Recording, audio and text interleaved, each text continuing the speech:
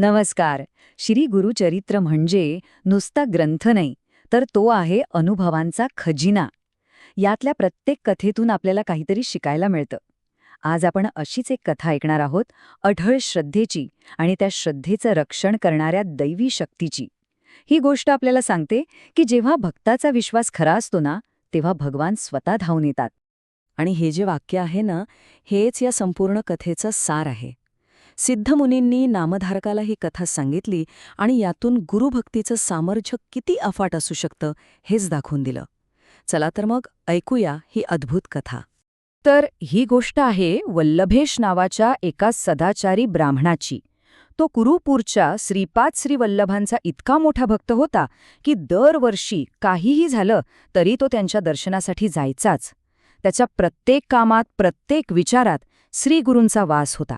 एकदा झालं असं की व्यवसायासाठी बाहेर पडताना वल्लभेशने श्रीगुरूंना मनातल्या मनात एक नवस केला. तो म्हणाला, महाराज, जर या व्यापारात चांगला फायदा झाला तर मी कुरुपूरला येऊन 1000 ब्राह्मणांना जेवण घालीन. आणि श्रीगुरूंची कृपा बघा, त्याला अपेक्षेपेक्षा 100 पट जास्त नफा झाला. अहो, 100 पट! यालाच म्हणतात श्रद्धेचं फळ. आता नवस फेडायचा होता. वल्लभेशने ती सगळी संपत्ती घेतली आणि तो मोठ्या आनंदाने कुरुपूरच्या दिशेने निघाला. पण त्याला बिचाराला कल्पनाच नव्हती की त्याचा हा प्रवास त्याच्या श्रद्धेची किती मोठी परीक्षा घेणार आहे. तो नकळतपणे एका मोठ्या संकटाच्या जाळ्यात ओढला जात होता. प्रवासातच एक कट रचला गेला. झालं असं की वाटेत त्याला काही लोक भेटले.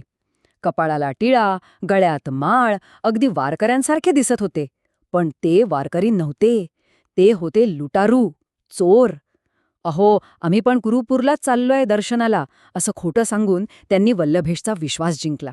आणि मग एका रात्री घनदाट जंगलात त्यांनी आपला खरा रंग दाखवला.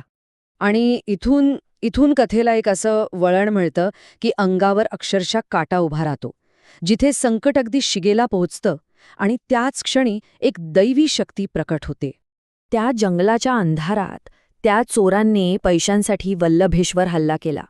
त्यांनी त्याची निर्घृणपणे हत्या केली, त्याचं शिर धडा वेगळं केलं आणि त्याची सगळी संपत्ती घेऊन ते पसार झाले.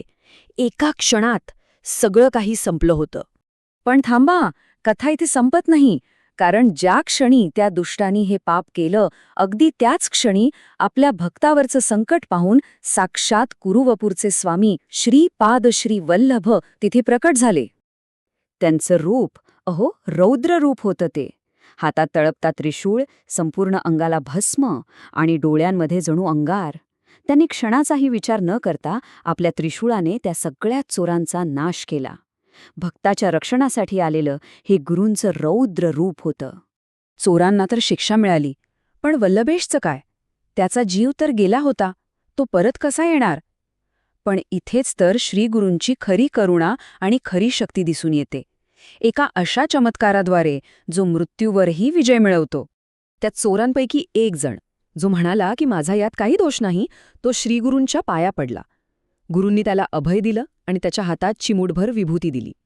ती विभूती वल्लभेशच्या मानेवर लावताच एक अविश्वसनीय चमत्कार घडला. वल्लभेश जणू काही गाढ झोपेतून जागा व्हावा तसा उठून बसला. जागा झाल्यावर वल्लभेश तर गोंधळूनच गेला. समोर मेलेले चोर पडले होते. तेव्हा त्या वाचलेल्या चोराने हात जोडून त्याला घडलेली सगळी हकीकत सांगितली की कसे साक्षात श्रीगुरू आले, त्यांनी दुष्टांचा नाश केला आणि तुम्हाला पुन्हा जिवंत केलं. हे ऐकून वल्लभेशच्या डोळ्यातून आनंदाश्रू आहू लागले. आता तर वल्लभेशला जणू काही नवं आयुष्यच मिळालं होतं. श्रीगुरूंच्या कृपेने तो मृत्यूच्या दारातून परत आला होता आणि मग तो निघाला आपलं वचन पूर्ण करायला, आपला नवस फेडायला. तो मोठ्या आनंदाने आणि कृतज्ञतेने कुरुपूरला पोहोचला.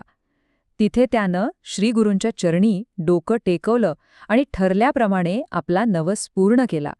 तब्बल 1000 ब्राह्मणांना त्यानं पोटभर सुग्रास भोजन घातलं.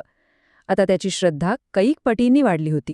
तर सिद्धमुनी नामधारकाला शेवटी हेच सांगतात की जरी श्रीगुरू आपल्याला डोळ्यांनी दिसत नसले तरी ते आजही कुरुवपूरमध्ये आहेत.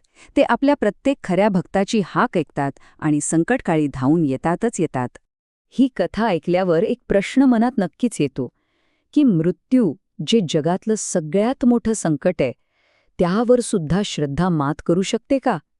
वल्लभेशच्या बाबतीत तर तेच घडलं नाही का? विचार करायला लावणारी गोष्ट आहे ही. नक्की विचार करा.